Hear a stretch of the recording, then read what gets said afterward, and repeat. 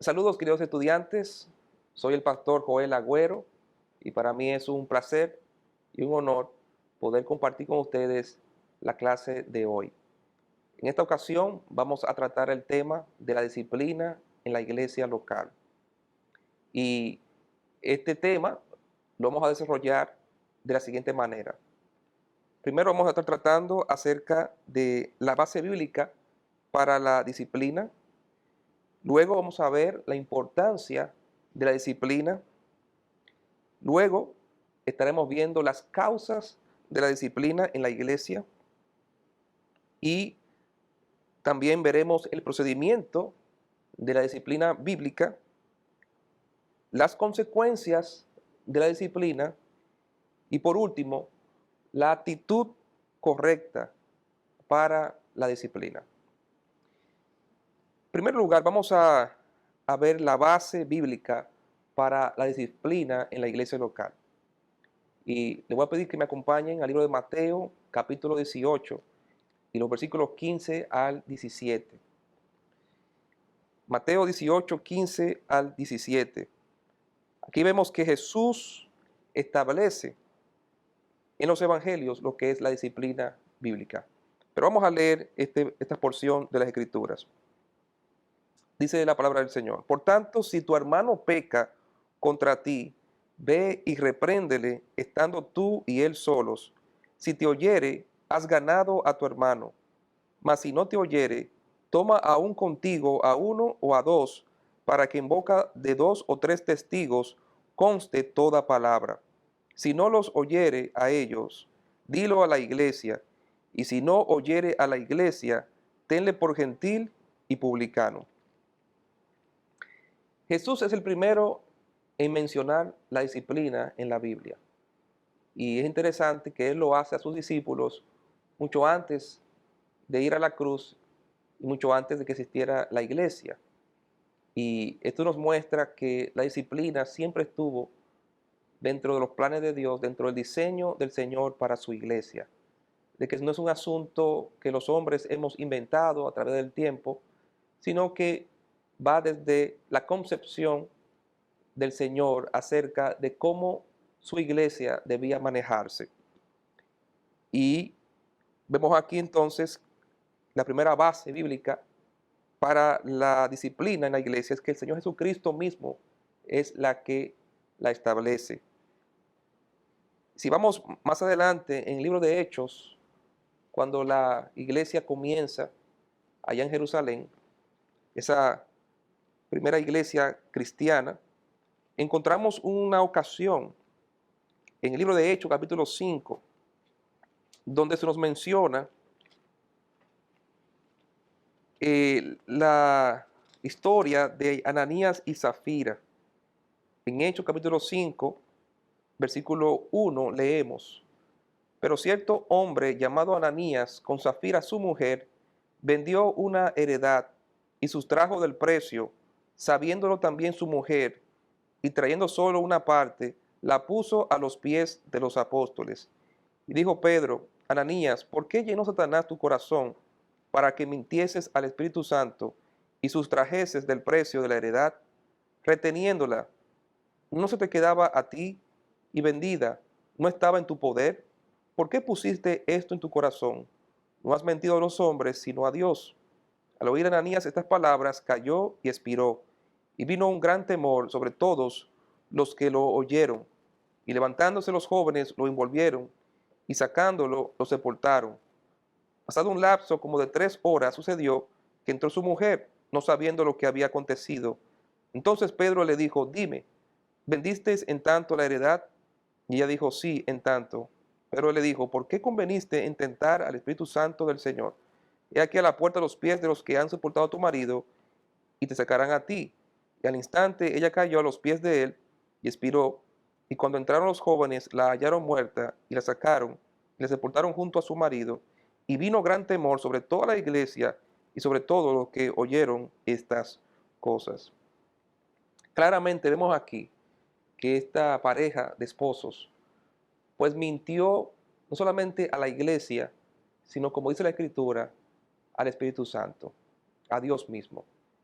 Y Dios, a través del apóstol Pedro, pues ejerce esta disciplina sobre esta pareja de creyentes. No cabe duda que Ananías y Zafira eran cristianos, pero Dios disciplina y lamentablemente fue una disciplina muy severa de parte del Señor. Y vamos a ver más adelante este ejemplo otra vez, pero aquí encontramos un caso de disciplina bien temprano en la historia de la iglesia cristiana, con esta pareja de Ananías y Zafira. Pero también cuando leemos las epístolas, encontramos referencia de parte de los apóstoles a lo que es la práctica de la disciplina. Si vamos al el libro de Tito, capítulo 3, versículo 10, leemos en Tito el capítulo 3, versículo 10, el apóstol Pablo, escribiéndole a Tito, le da mandato con relación a la disciplina. En Tito, el capítulo 3 y el versículo 10.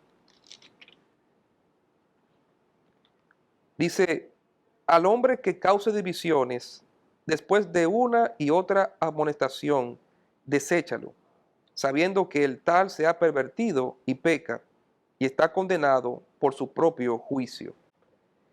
Y note cómo la versión, eh, la nueva versión internacional lo traduce. Dice, al que cause divisiones, amonéstalo 2 veces y después evítalo. Puedes estar seguro de que tal individuo se condena a sí mismo por ser un perverso pecador. Y claramente aquí vemos que la disciplina era una práctica eh, que se realizaba en las iglesias primitivas. El mismo apóstol Pablo aquí manda que se discipline a esta persona que causa divisiones, que después de haberle reprendido, confrontado 2 veces, 3 veces, pues llega un punto donde hay que aplicarle una disciplina. Y eh, claramente entonces vemos que la disciplina siguió siendo practicada por todas las iglesias primitivas y las epístolas nos enseñan acerca de esta práctica. En 2 de Tesalonicenses, capítulo 3, verso 14 al 15, también el apóstol Pablo escribe acerca de esta práctica de la disciplina eclesiástica y dice, si alguno no obedece a lo que decimos por medio de esta carta, a ese señaladlo y no os juntéis con él para que se avergüence, mas no lo tengáis por enemigo, sino admonestarle como al hermano. Aquí entonces vemos la base bíblica de lo que es la disciplina en la iglesia.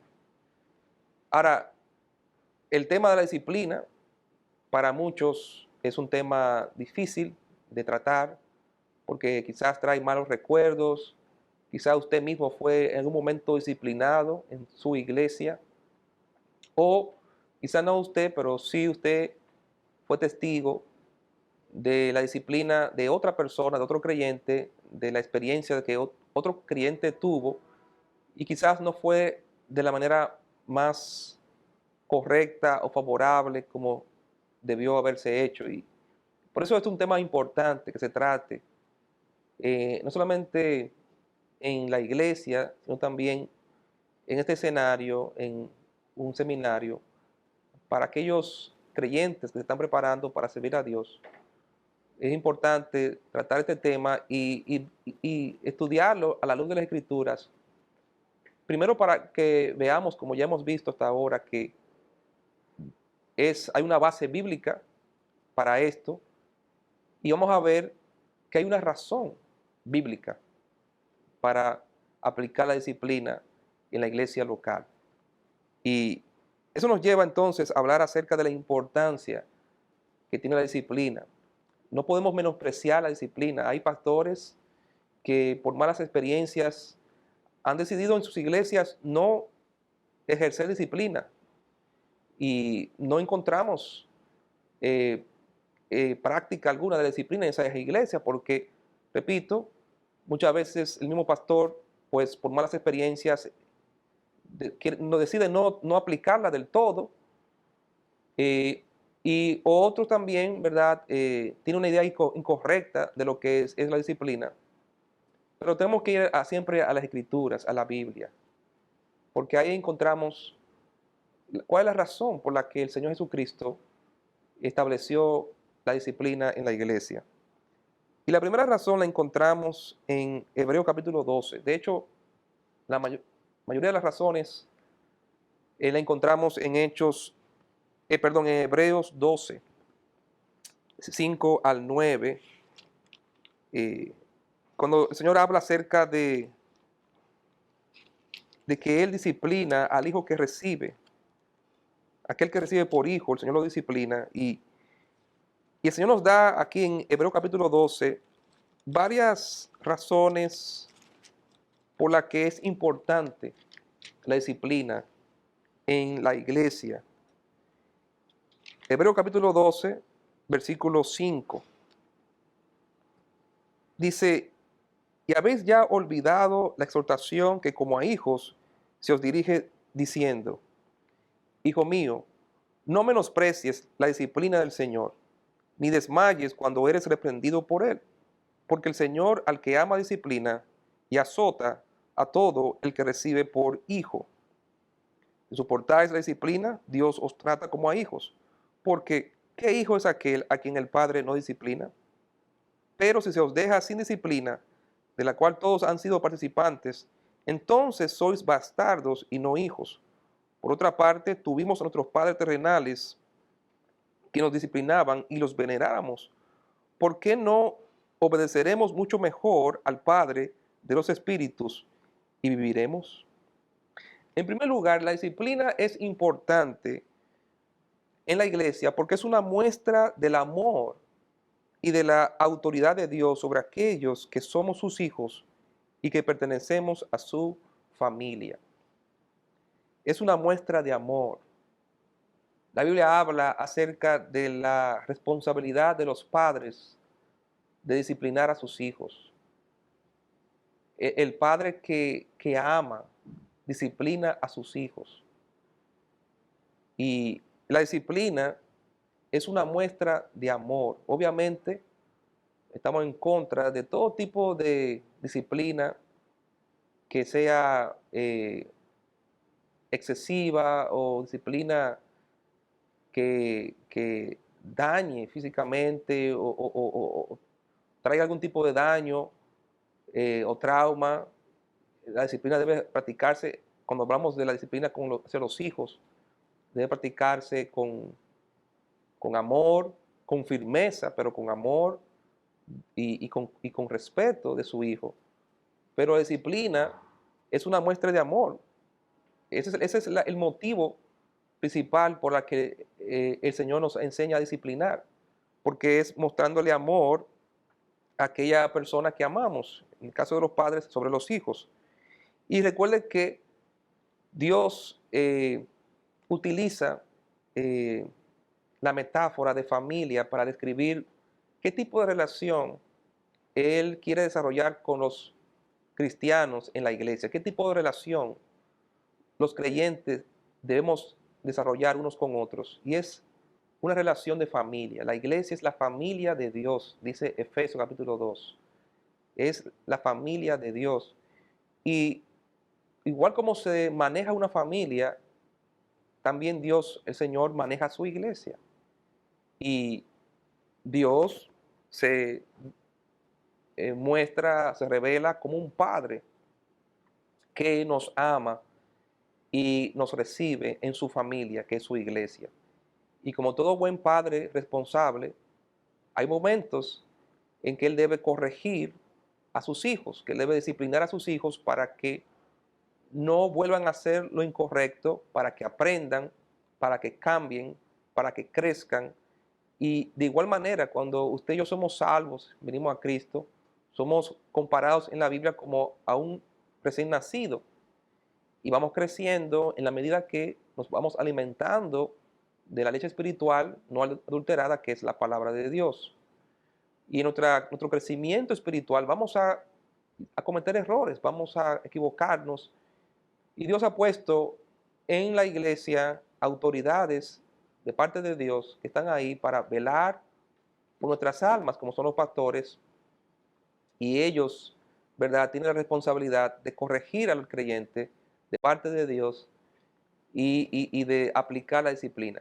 Ahora, es importante que entendamos esto. Dios es el que disciplina a través de la iglesia. Es importante saber, entender esto, de que Dios no llama a la iglesia a disciplinar. Dios llama a la iglesia a restaurar. Lo vamos a ver más adelante. La disciplina es del Señor. Él utiliza la iglesia como instrumento para disciplinar al creyente. Él utiliza a los pastores, a los líderes, como instrumentos humanos para él ejercer su disciplina. Pero aquí vemos en Hebreos capítulo 12 que es Dios mismo el que disciplina a los creyentes, aquellas personas que él recibe como hijos. Y es bueno entender eso porque como pastores, si usted es pastor como yo, tenemos que tener respeto y entender de que no se trata de mí, no es algo personal. La disciplina nunca puede verse como algo personal entre el pastor y la oveja. Es algo de parte de Dios, es un asunto divino, es un asunto espiritual, es un asunto entre Dios y esa persona, ese creyente, a quien le pertenece.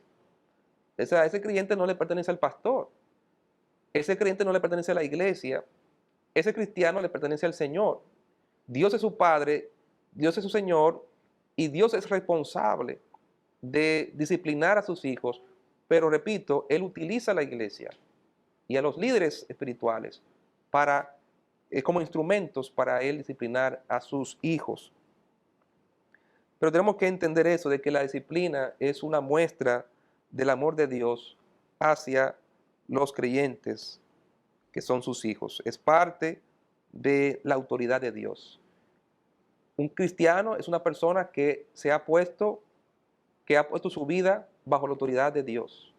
Y cuando una persona se hace miembro de la iglesia, entonces esa persona se está poniendo voluntariamente su vida bajo la autoridad espiritual de esa iglesia local, de sus líderes y obviamente en último lugar del Señor.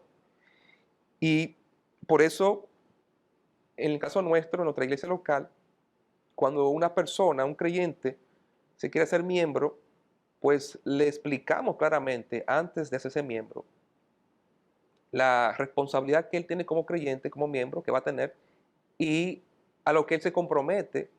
Y él se compromete a ser disciplinado si hay necesidad de hacerlo. Si llega el momento o la necesidad de disciplinarlo, pues tiene que entender que voluntariamente está sometiéndose a la autoridad de Cristo a través de la iglesia local. Y que la iglesia local tiene la responsabilidad de velar por su alma y también de ayudarle a crecer a través de la corrección, a través de la disciplina. Número 2, la disciplina es importante porque el Señor utiliza la disciplina como un medio de santificación en la vida de los creyentes y en la vida de la iglesia. Hebreos 12:10 dice, hablando acerca de los padres terrenales, y aquellos ciertamente por pocos días nos disciplinaban como a ellos les parecía, pero para lo que nos es provechoso, para que participemos de su santidad.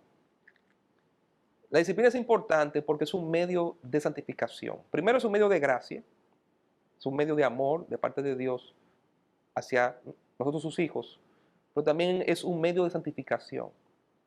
Dios usa la disciplina para santificar al creyente, para purificar al creyente sus pecados, para ayudar al creyente a crecer, a madurar en Cristo, a cambiar, a consagrarse más a Dios. Y es importante que entendamos eso. A la hora de disciplinar a alguien, tengamos claro por qué lo estamos haciendo. ¿Por qué Dios eh, manda que se discipline al creyente? Porque es una muestra de su amor y porque es un medio de santificación. Lo que se busca con la disciplina es que ese creyente reciba o experimente el amor de Dios entendiendo de que tú le importas a Dios, tú eres importante para esta iglesia. No podemos dejar, Dios no quiere que tú sigas en un mal camino, Dios te amamos como iglesia, queremos lo mejor para ti.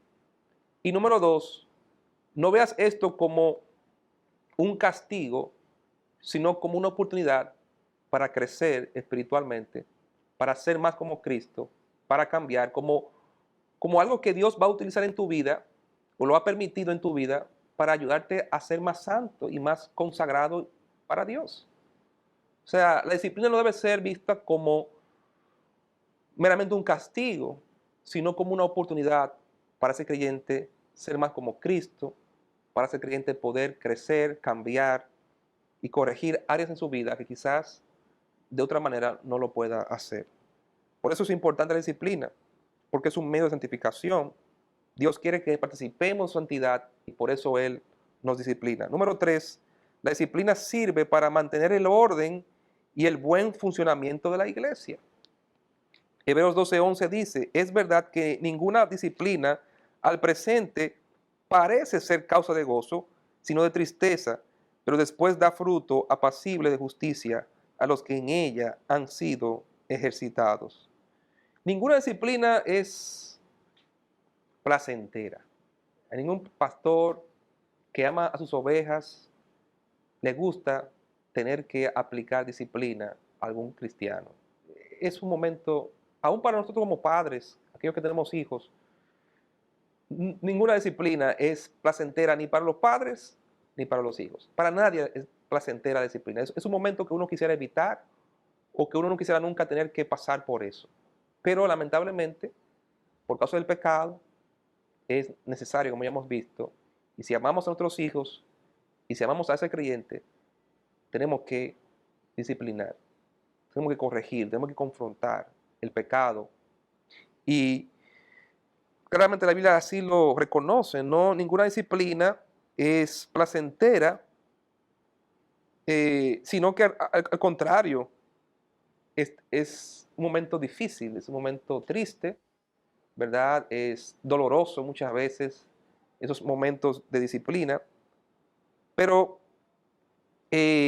después da fruto apacible de justicia a los que en ella han sido ejercitados. Entonces, la disciplina es importante porque eh, trae paz a ese creyente, a la iglesia. Cuando un creyente hace algo incorrecto, eso afecta a la iglesia, eso afecta el orden de la iglesia, afecta la salud de la iglesia, trae malestar a la iglesia y hasta que, igual, como el cuerpo humano, cuando un órgano del cuerpo está enfermo, cuando usted se da un golpe, un dedo del pie, o le duele la barriga, o le duele algo, todo el cuerpo lo resiente, todo el cuerpo sufre.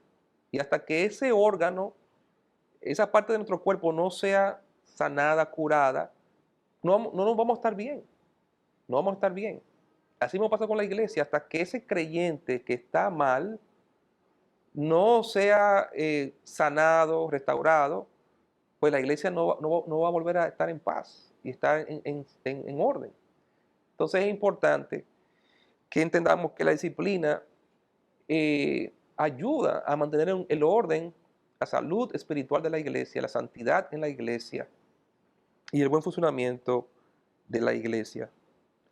Eh, Número 4, la disciplina sirve para mantener el buen testimonio de la iglesia frente al mundo. 1 Corintios 11 es un pasaje que habla acerca de la Santa Cena, pero quiero que note conmigo en este punto acerca del testimonio de la iglesia. y cómo la disciplina ayuda a eso. 1 Corintios 11, 27, dice, de manera que cualquiera que comiera este pan o bebiera esta copa del Señor indignamente, será culpado del cuerpo y de la sangre del Señor. Por tanto, pruébese cada uno a sí mismo y coma así del pan y beba de la copa. Porque el que come y bebe indignamente sin discernir el cuerpo del Señor, juicio come y bebe para sí. Por lo cual hay muchos enfermos y debilitados entre vosotros y muchos duermen. Si pues nos examinásemos a nosotros mismos, no seríamos juzgados. Mas siendo juzgados, somos castigados por el Señor para que no seamos condenados con el mundo. El Señor ya no nos condena. Después que usted y yo aceptamos a Cristo como Salvador y Señor de nuestras vidas, el Señor nos perdona, nos justifica, nos declara justo. Y dice en Romanos 8:1, ahora pues ninguna condenación hay para aquellos que estamos en Cristo Jesús. Sin embargo, aunque ya no somos condenados por nuestro pecado, sí podemos ser castigados por el Señor. El Señor castiga. Y aquí vemos algunas formas de disciplina y de castigo que el Señor trae al creyente. Cuando anda en pecado, no arrepentido, participa de la cena del Señor indignamente, dice que por esa razón muchos están enfermos, otros están debilitados y otros están en el cielo. Duermen, como le pasó a Ananías y Zafira.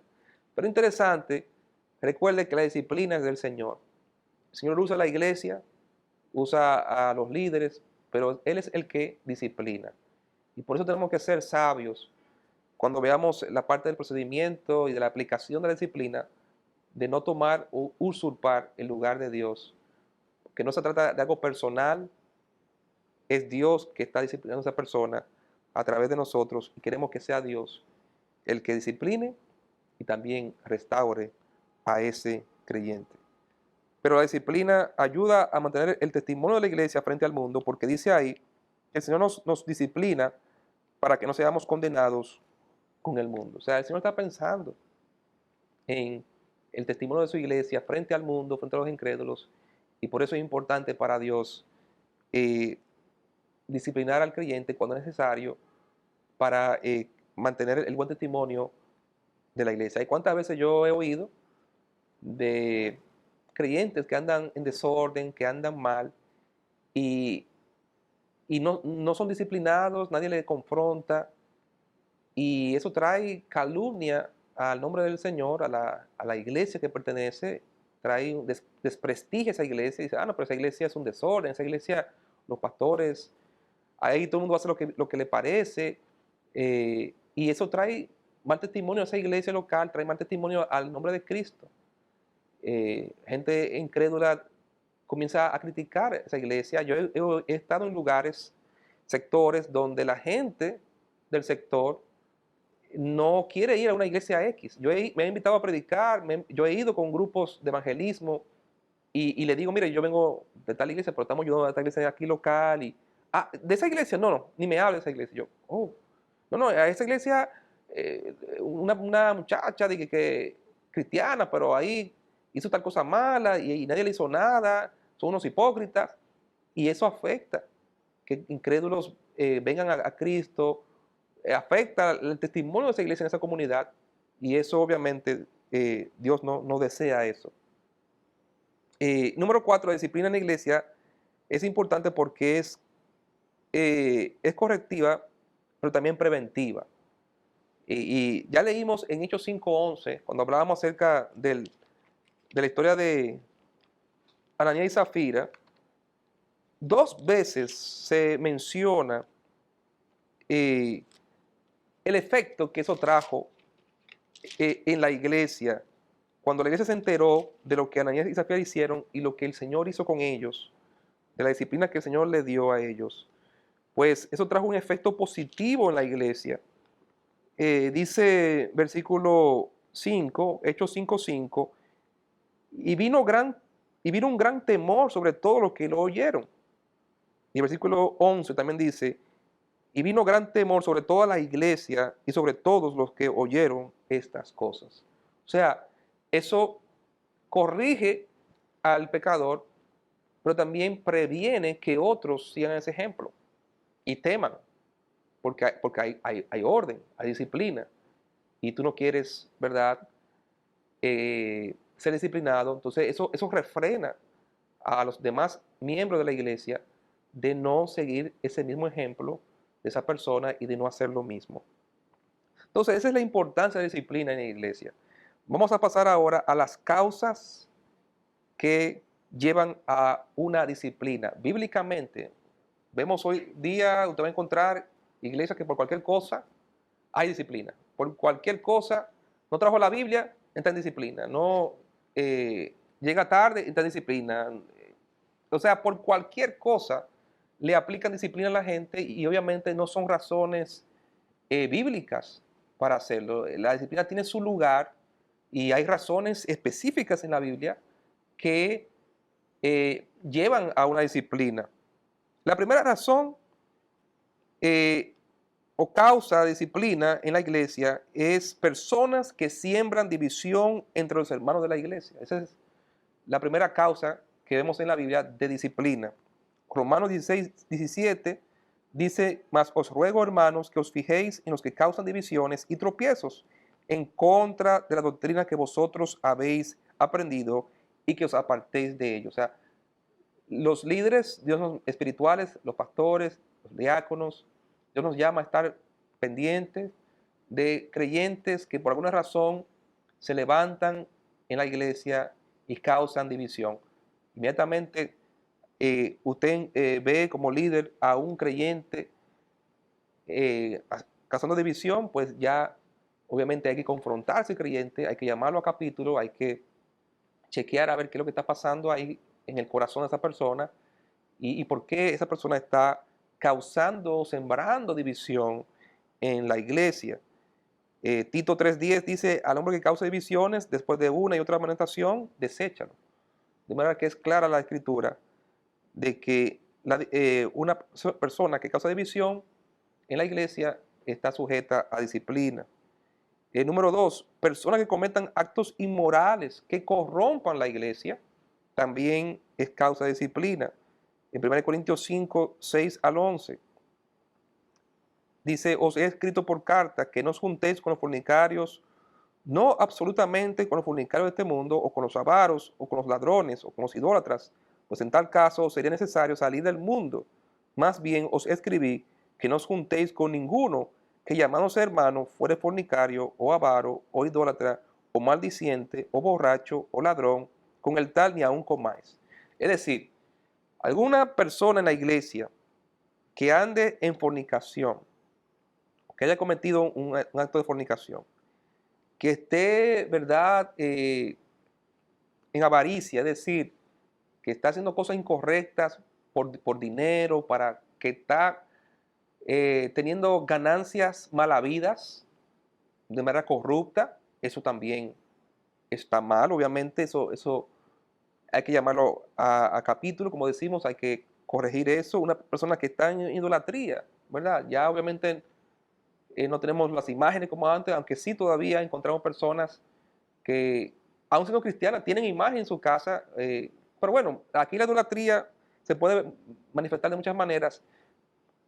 Alguien que esté diciendo malas palabras, que en su casa, eso es una conducta incorrecta e inmoral. Obviamente alguien que esté en borracheras, en vicios, y se llama cristiano, y que sea miembro de la iglesia. Alguien que esté acusado de robar y que con frecuencia robe a otros creyentes, robe mala paga. O sea, hay creyentes mala pagas que toman prestado aún de hermanos en la iglesia y no le pagan, ya se han hecho famosos con eso. Eso hay que llamarlo, hay que corregir eso. Pues actos o conductas que corrompan la iglesia son causas de disciplina. Número 3, personas que persistan en un estado de rebeldía en la iglesia. En 2 Tesalonicenses 3:14-15 dice: si alguno no obedece a lo que decimos por medio de esta carta, a ese señaladlo y no os juntéis con él para que se avergüence, mas no lo tengáis por enemigo, sino amonestarle como hermano.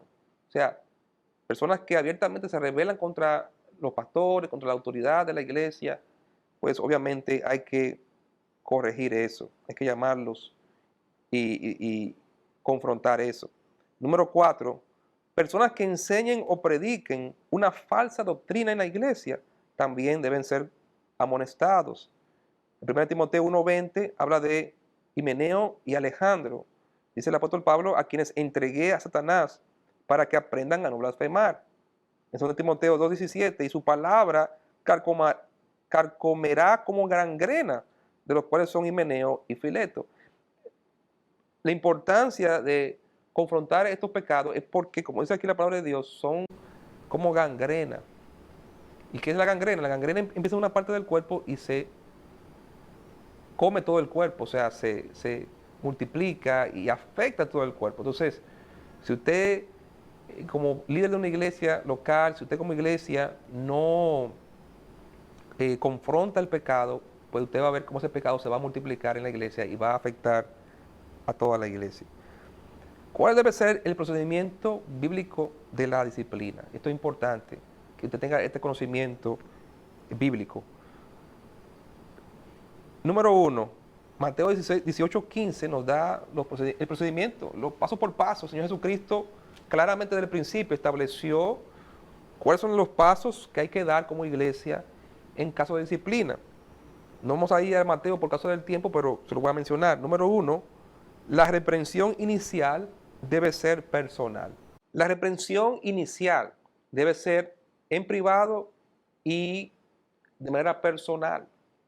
El pastor debe acercarse a esa persona, a ese hermano en la iglesia, de manera personal, no tiene que llamar a todo el mundo, y de manera privada, no tiene que hacerlo públicamente, sino que se hace de forma privada inicialmente. Luego, si esto no funciona, si esto no resulta de manera favorable, entonces Jesucristo mismo dice que uno entonces busca a otro creyente para que le acompañe. Vamos rápidamente a Mateo 18, porque es un pasaje importante en este tema y así lo leemos textualmente. Mateo 18:15 dice, por tanto, si tu hermano peca contra ti, ve y repréndele, estando tú y él solos. Si te oyere, has ganado a tu hermano. Entonces, la clave aquí o el objetivo es ganarse el hermano, no perder el hermano. Y hay muchos pastores que se pierden en esto porque la actitud, vamos a ver, la actitud no es correcta. Y no van para ganar, sino para perder a ese creyente. Porque ya están cansados, ya yo estoy cansado de ese creyente. Y van con la actitud no de reconciliación, no de ganar al hermano, sino de perder al hermano. Y ya empezó mal el asunto. Tenemos que entender que el objetivo es buscar la reconciliación de ese creyente. Pero si no funciona ese primer paso, esa confrontación inicial, personal y privada, entonces buscamos a otro creyente, se involucra a otro creyente maduro, dice Mateo 18:16, mas si no te oyere, toma aún contigo a uno o dos, para que en boca de dos o tres testigos conste toda palabra. Eso es importante. Es sabio de parte del Señor decir eso, porque esa era la costumbre en aquella época de que haya testigos, y eso ayuda a uno como pastor o como líder espiritual para que no se vea que es un asunto personal entre yo y esa persona, sino que es un asunto eclesiástico. Y cuando involucramos a otros creyentes, dos creyentes más con nosotros, pues nos ayudan a confrontar a esa persona, pero también cuida al líder espiritual, al pastor, de que no se vea que es un asunto personal que se lo cogió con esa persona, sino que es un asunto entre esa persona y Dios, y entre esa persona y la iglesia. El próximo paso es que si la persona no se arrepiente, entonces debe ser presentada a la iglesia. Ya hay que informar a la iglesia de que este creyente ya se ha confrontado 2, 3 veces, no se arrepiente, persiste en su actitud, en su posición, en su pecado. Entonces la iglesia tiene que estar informada. Si no hacemos eso, puede agravar el problema, porque esa persona puede, a nuestras espaldas de los líderes, sembrar división en la iglesia, y cuando ya uno lo presente, ya la iglesia se enteró de otra manera y no por la vía oficial. Y obviamente la iglesia tiene que tratar ese asunto, y si esa persona ni siquiera escucha a la iglesia, entonces obviamente viene la parte de la expulsión.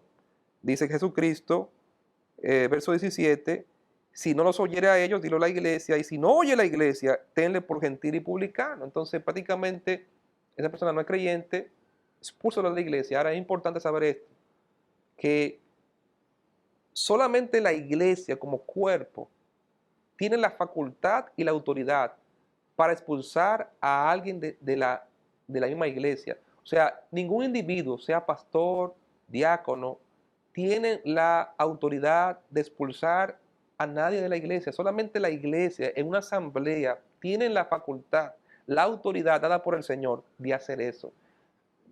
¿Cuántas veces yo he oído casos de pastores que ellos le dicen a la gente, te vas de aquí? ¿Un pastor no puede hacer eso?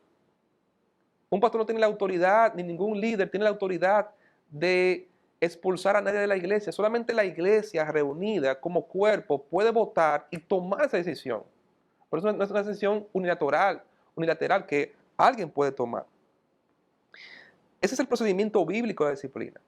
Y si seguimos al pie de la letra, pues las cosas van a funcionar bien, porque Dios así lo ha establecido. ¿Cuáles son las consecuencias de la disciplina? Bíblicamente. Número 1, primera consecuencia, no podrá participar de la Santa Cena. Y ya eso lo leímos en 1 Corintios 11. Una persona que anda en pecado y que está en un proceso de disciplina no puede participar dignamente de la cena del Señor. Hacerlo sería indignamente. Entonces, obviamente encontramos ahí, bíblicamente, que una consecuencia es que mientras esa persona esté en disciplina, no puede participar dignamente de la cena del Señor hasta que ya haya salido de ese proceso. Número 2, no podrá ejercer ninguna función ministerial. 1 Timoteo 1:20. Mira lo que dice 1 Timoteo 1:20.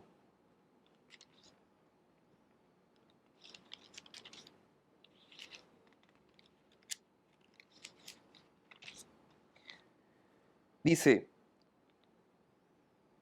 de los cuales son Himeneo y Alejandro, a quienes entregué a Satanás para que aprendan a no blasfemar.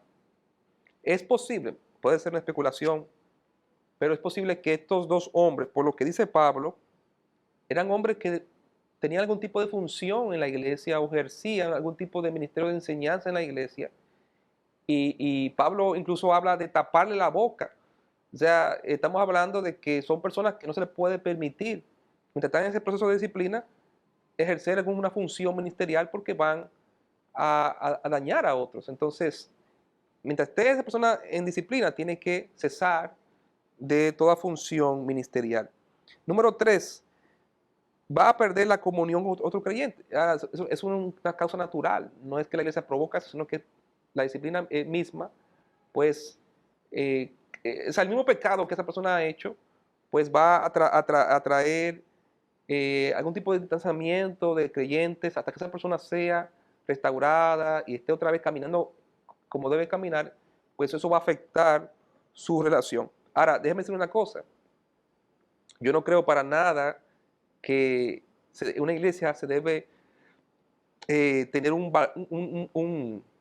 tener un asiento especial para gente que está en disciplina, o tener un banco atrás, o que la gente que está en disciplina se siente atrás. Yo no creo que hay que marginar a ningún creyente en tiempo de disciplina. Es un asunto discreto, es un asunto que se debe manejar de manera respetuosa de esa persona, porque es un hermano en Cristo, es parte de la familia de la fe, de la iglesia, y como cualquiera de sus hijos, usted no va a poner a su hijo a comer en el patio porque está en disciplina, o lo va a marginar de la familia. Entonces, ninguno de esos tipos de manejos son bíblicos, son correctos. Pero obviamente eso va a afectar la comunión de esa persona con otros creyentes. Número 4, reprensión pública si lo amerita el caso. Si fue un hecho público, se debe manejar públicamente. Si esa persona, como ya hemos visto, la iglesia agota todos los procesos internos y esa persona no se arrepiente y mantiene la posición, pues obviamente hay que reprenderlo públicamente. Y finalmente, la última consecuencia que nadie quisiera que ocurriera, pero muchas veces puede ocurrir eso, porque es bíblico, es la expulsión de esa persona por parte de la iglesia de la membresía. Y esa sería ya la consecuencia final de esa persona en la disciplina de la iglesia. Por último, queremos hablar acerca de la actitud correcta para ejercer o aplicar la disciplina en la iglesia. Según lo que dice la palabra de Dios, yo quiero que me acompañe a Gálatas capítulo 6, versículo 1, y ahí encontramos en ese solo versículo todos los elementos, las cualidades que debemos tener los líderes y los creyentes que estamos aplicando disciplina en la iglesia, qué tipo de actitud se debe tener en ese momento. Dice la palabra de Dios en Gálatas capítulo 6, versículo 1, hermanos, si alguno fuere sorprendido en alguna falta, vosotros que sois espirituales, restauradle con espíritu de mansedumbre, considerándote a ti mismo, no sea que tú también seas tentado. En primer lugar, se debe hacer con una actitud espiritual. Es decir, la primera cualidad que debemos tener al aplicar la disciplina es ser creyentes espirituales. Ahí dice el apóstol Pablo, si alguno fuere sorprendido en alguna falta, vosotros que sois espirituales. Usted no puede darle la disciplina a alguien en la iglesia que la ejerza que no es espiritual. Se supone que el pastor debe ser alguien espiritual, los líderes, los diáconos son personas espirituales. ¿Y qué significa ser espiritual? Que estamos haciendo las cosas bajo la guianza del Espíritu Santo. No lo estamos haciendo por emoción, no lo estamos haciendo en ira, en la carne, lo estamos haciendo en oración, lo estamos haciendo buscando la guianza de Dios y llenos del Espíritu Santo a la hora de ejercer y aplicar esa disciplina. Número 2, dice, restaurarle con espíritu de mansedumbre. Lo que se busca es la restauración de esa persona. Lo que se busca es que esa persona pueda crecer, es ganar. Es que se gane. Aún en una situación tan difícil y dolorosa, de pecado, lo que Dios busca es que la iglesia y ese creyente gane, no pierda. De manera que no se trata de perder, sino de ganar. Y eso habla de tener una actitud de amor. Lo que queremos es mostrarle amor a esa persona en un momento difícil en la vida espiritual de ese creyente, con un espíritu de restauración. Entonces, debemos tener una actitud espiritual de amor. Número 3, con mansedumbre, con un espíritu de mansedumbre. ¿Qué es mansedumbre? Es poder bajo control, es decir, tener control de nuestras emociones, de nuestras actitudes en el momento de hacer eso, no dejarnos provocar por la persona, sino hacerlo bajo el control de Dios.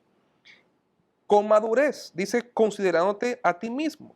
O sea, personas que pensamos maduramente, que sabemos que es algo que puede pasar, que es un asunto que pasa y hay que tratarlo de una forma madura.